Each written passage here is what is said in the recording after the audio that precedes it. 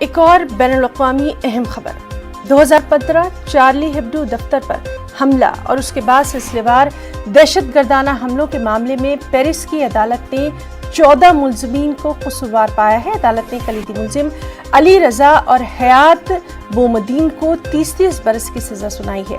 حیات بومدین حملے سے قبل شام فرار ہو گئی تھی۔ 4 مجرمین کو 5 سے 10 برس کی سزا سنائی گئی ہے۔ عدالت میں 14 میں سے 11 ملزمین عدالت میں فیصلے کے وقت موجود تھے، جبکہ 3 ملزمین کی غیر حاضری۔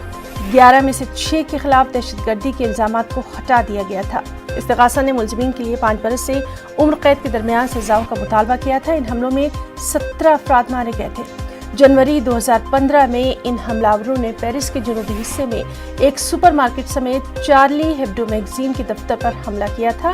یہ جریدہ پیغمبر اسلام کے متنازع خاکہ شائع کرنے کی وجہ سے مشہور ہے۔